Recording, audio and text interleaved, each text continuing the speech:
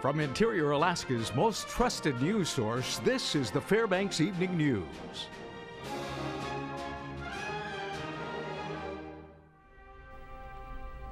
Good evening. Thank you for joining us. The Confederate battle flag has sparked national controversy, and officials in the state of Alaska took steps for the removal of one state's flag. That's right. The Mississippi flag was removed from display in one of downtown Juneau's main streets on Saturday morning and replaced with Mississippi's first flag, the Magnolia flag. Now, this morning, Chancellor Brian Rogers made the decision to remove the Mississippi flag from the University of Alaska Fairbanks campus. Mississippi's state flag features the full image of the Confederate battle flag in the upper left corner. The Southern States flag still remains displayed on the Cushman Bridge, and Festival Fairbanks has not received requests for its removal. UAF Public Information Officer Marmion Grimes says that the flag will remain off display indefinitely. We haven't received any complaints, to my knowledge. He made the decision. He feels like in light of the national controversy over it, the many discussions that are happening at the federal level, at different states level, that it was the appropriate thing to do at this time. Jury selection began this morning for a Fairbanks man who was the subject of a standoff earlier this month. 37-year-old Brandon Barron is charged with felony drug misconduct. Police say Barron sold methamphetamines to an informant during a controlled buy. Barron has a long criminal history, having been charged with burglaries, attempted murder after an alleged stabbing, and numerous other felony charges. Warrants were issued for Barron's arrest when he didn't show for a court appearance in which he was scheduled to be sentenced. That ended after an hours-long standoff with the Fairbanks Police Department's tactical team. Police say a homeless woman has been charged with multiple felonies after allegedly beating her boyfriend with a hatchet and threatening to stab him with a knife. 26-year-old Deanna is facing second, third, and fourth-degree assault charges, as well as a single count of negligent burning stemming from the incident on June 22nd. Now, according to court documents, the assault happened when Chilligan's boyfriend attempted to break off their relationship. Chilligan reportedly struck the victim in the head with a hatchet and then locked herself in his vehicle and attempted to light it on fire. Chilligan was arraigned yesterday in Fairbanks District Court. Sentencing has once again postponed against a man accused of the attempted murder of his wife. Bradford Faircloth appeared in Fairbanks Superior Court this afternoon, but for the fifth time in less than a year, his sentence will be postponed. Faircloth has been in custody since 2013, when authorities say he brutally attacked his wife. Court documents say he nearly killed the victim after choking her in front of their children. Faircloth faces 11 charges associated with the case, including felony assault and indecent exposure. Rather than go to trial, Faircloth opted to change his plea last September, but his sentence was left up to Superior Court Judge Paul Lyle. It is unclear as of news time when and for how long Faircloth will be sentenced. The city of Fairbanks is partnering with the Fairbanks Police Department to bring more awareness to the unsolved homicides in the interior. For months, officials within the City Hall office have worked closely with FPD to create a new unsolved homicides page that will be a part of the city's official website. The page will display the photos and brief description of homicide victims dating all the way back to the 1980s. Fairbanks police say they want to seek more information in the cases they've listed and that even one new tip could crack a case. Currently, there are 14 victims listed in 13 different homicides on the webpage. Spokeswoman Amber Courtney says it's a top priority for both the chief and the city mayor to shed new light on these cases.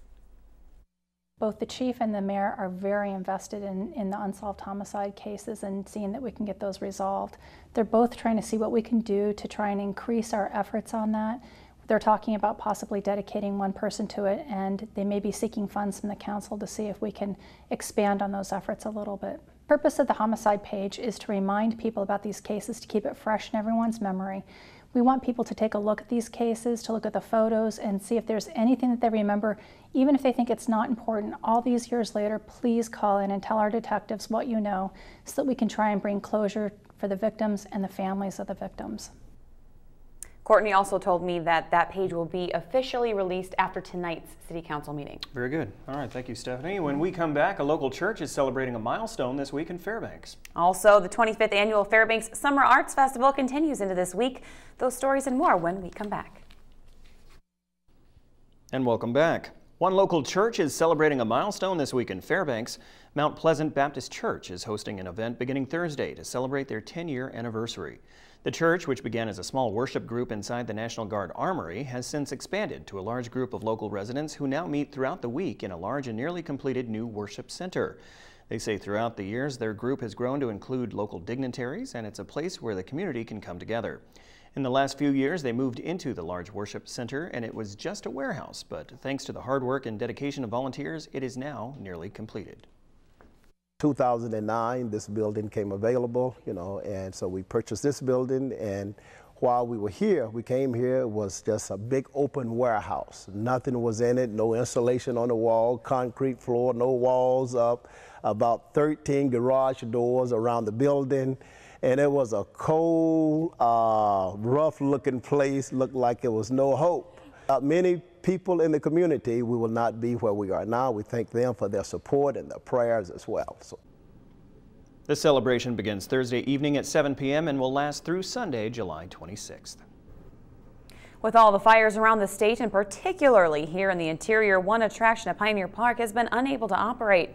The steam engine with Friends of the Tanana Valley has been parked due to the burn bans and red flag conditions seen this year. The only hot coal operated locomotive is unable to operate during those conditions. But on Saturday, those with the Friends of the Tanana Valley held an event with Fairbanks Memorial Hospital and finally were able to put their coal operated engine to good work. It takes a lot of time and preparation, but they were happy to finally get her back on the track. We're operating a coal-fired steam locomotive, and even though the locomotive does have baffling and wire screening in it, there's always the issue of hot ashes that would be blown out of the locomotive. On the Saturday before Father's Day and then the 4th of July weekend. Again, because of the red flag conditions, we were down. Assembling a crew now, there's other maintenance work that we were able to accomplish with this downtime, and we should be able to be up and running. Lately, the Fairbanks area has been overrun with professional artists, and with a good reason. They are all part of an annual summertime event that focuses on the arts. Here's Mike Schultz with more.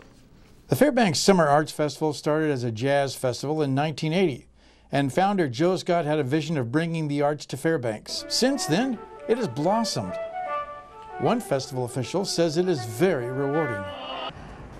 The favorite thing about my job is when festival finally rolls around, I get to see over 1,000 registrants come out and be a part of festival, and all the different genres come together and create a performance or a new piece of music. That's really cool for me to see. I've been doing this is my 5th festival, and each year I'm so surprised by what our artists come up with for the performances and what our registrants can do in 2 weeks. It's very, very amazing. The program brings in over 100 guest artists, and many have been here before for other festivals, and they never get tired of coming back. First of all, it's a great blessing to be able to travel as part of your work to destinations that you might not come to otherwise, like Fairbanks, Alaska, which is beautiful. And the people up here are really warm and friendly, and they're just wonderful to work with. So they're great hosts, terrific hospitality. The festival is run very well. I always have a great time when I'm here. One registrant who has been returning for the past 7 years says she looks forward to the festival every year, not only to hone her skills as a steel pan player, but for another reason. Because it's fun. It's really fun. It's high intensity because we work really hard for these 2 weeks, but it's just fun. And we have really excellent artists that come up, and they just make our playing good. They fine-tune us. So if you're looking for some professional entertainment, you've still got another week to see a variety of professionals each day at either the Morris Thompson Visitor Center or the Golden Heart Plaza. Check out the schedule at their website, fsaf.org. Mike Schultz reporting. That's a great program. Absolutely. All right, well, Joe Cook is up next with the weekend recap. That's right. There's a wheel recap, and the Gold Panners enjoy the All-Star Weekend. All right, those stories and more next with Joe Cook.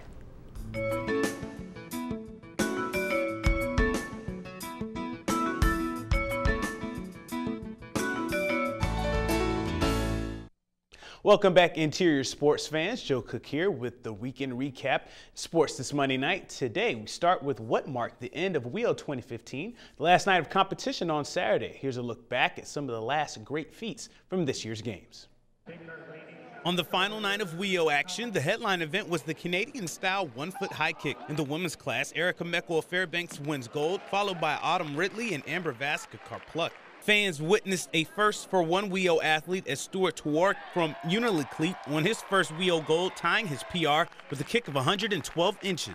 I went up and got that last kick, and when I get, usually when I get that kick, adrenaline just goes through me knowing that I just kicked the ball. Remember the ear pull? Well, the other event involving one's ear muscles is the ear weight. Kaktovik's James Lampy won the event on Saturday, carrying about 16 pounds of lead by his ear the farthest. He won this event in 2013 as well. Kyle Worrell kept the family name alive in the knuckle hop event. His father Rodney owns the world record in the event. Worrell won gold, hopping the farthest on his knuckles. Kyle went on to win this year's Sportsmanship Award, which is one of the highest honors at WEO. I'm so thankful for all my teammates. I mean, everybody here has sportsmanship, and that's why I come back every year. It's the sportsmanship I get from everybody else. They're supporting me, and it's just amazing every year. Anchorage's Autumn Ridley solidified herself as one of the best WEO athletes ever at just 19 years old. She holds 3 world records, and on Saturday she won her 3rd straight Most Outstanding Athlete award. What's more impressive about her winning this year is that she did it on a bum ankle. I didn't feel ready. I sprained my ankle, but I'm really happy I got to perform just as good as I would without a sprained ankle. I'm humbled to achieve this award and happy that I did it again. Until the next WEO Games, I'm Joe Cook reporting.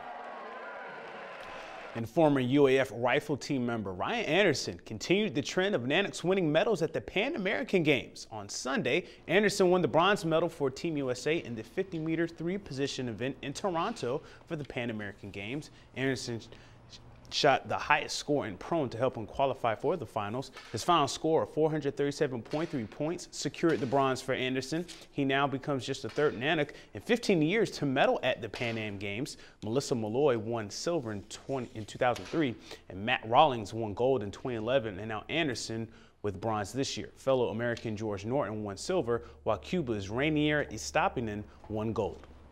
The Alaska Gold Panners and the rest of the Alaska Baseball League enjoyed some good weather in Anchorage for AllStar Weekend. Alaska had 4 All-Stars this year in Renee Martinez, Andrew Carrillo, Ryan Hinks, and John Schreiber. They helped the American League shut out the National League 4-0 in Sunday's All-Star game. Zanger Witz of the Anchorage Bucks was named MVP of the All-Star game. In the Home Run Derby on Saturday, Caleb Potter of the Chugach Chinooks won this year's Home Run Derby. The West Virginia Mountaineer won it over Ole Miss's Joe Wainhouse of the Anchorage Glacier Pilots. The Gold Panners resume ABL play tonight against the Glacier Pilots in Anchorage. They return to Grotto Memorial Park tomorrow for their final 5-game homestand of the summer. Another former Nanook shooter, Mats Eriksson, made it to the semifinals at the NCAA Elite 89 contest. He still needs more votes to move into the finals, and that's where you come in. Go to the sports page on webcenter11.com for the link to vote for Eriksson. The former Nanook and All-American won the Elite 89 award for the past 2 years for rifle. The award goes to the student athlete with the highest GPA at the national final. He's trying to win the national contest. After your first round of votes, Eriksson made it to the final 30.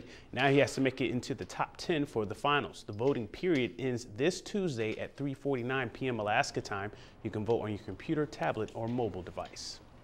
Today featured a dramatic finish at the 144th British Open at St. Andrews.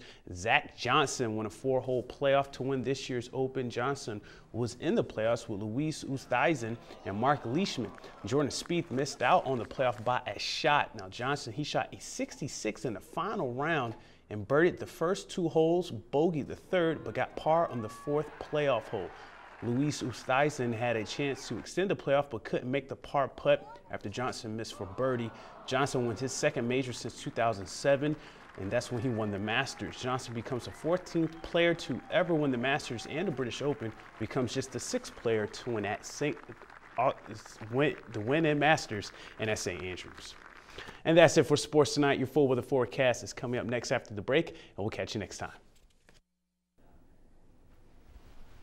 And welcome back into the weathercast of our program. As you can see, we're getting right to the almanac. Mike is off for all of this week, actually, so I'll be subbing in for him. Our recent high was actually 63 degrees, not 73 degrees. A recent low, 52. Our record high set in 1940, 89 degrees. Record low, 52, set in 1959.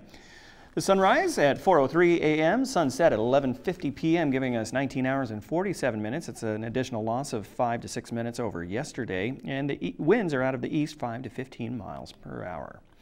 Taking a look at our Alaska satellite, not much to see here in the interior. There is a kind of a little storm system to the north of us affecting Fort Yukon, slowly making its way down south. Possibly see some showers from that, but nothing really drenching. Also, there's a storm system off the Gulf of Alaska that is affecting places like Kodiak and the Anchorage Bowl area as well. But other than that, looking pretty nice around the state today, as you can see. Denali Park getting some rain too as well. Barrow, 43 degrees for a high. Nome, 55 degrees. Bethel, kind of toasty for Bethel, 68 degrees. And of course on the Panhandle, Juneau and Ketchikan checking in the low 60s and rain spotted there as well. Let's go ahead and take a look down at the lower 48, see what we can see. Gorgeous day in Seattle, 80 degrees. And then it's just gorgeous in Las Vegas right about now, 89 degrees. But I wouldn't want to be in Phoenix with 102. As you can see, not much to see in the interior or the southern and plain states. Dallas checking in with 99 degrees, one shy of the 3-digit. And then a storm system affecting the Louisiana, Gulf of Mexico area. 91 checking in for New Orleans. Miami, 90 degrees. That's where I'd like to be, even with the rain. Let's go ahead and take a look and look at their satellite and radar system. Pretty nominal kind of summer patterns you're seeing right there, especially crossing over into those plain states. Like I said, those storm systems sit there and percolate over the Rockies until they set off in late evening and then affect the plain states there as well. So more of that to come. As you can see, forecast for late this week. Spotty thunderstorms across the plain states, and then some more thunderstorms affecting the southeast there. And then not too terrible for the West Coast, pleasant, as they say right there on that graphic. So we'll take their word for it. Let's go ahead and take a look at tomorrow's forecast, or today's forecast for tomorrow, starting up north. As you can see, fog for Barrow, 48 degrees. Fort Yukon, thunderstorms, 69 degrees. And Nome, 57. In the interior here, we might see some of that sprinkle as well. Scattered showers across most of the region, and temperatures in the low to mid 60s. Taking a look further south we go, actually. Southeast. Juneau, 70 degrees and rain. Ketchikan, 62. Showers as well. What's the difference between rain and showers? I'm not sure. But there is a mixed bag of weather to the southwest. Bethel, 64 degrees. Cold Bay, 56.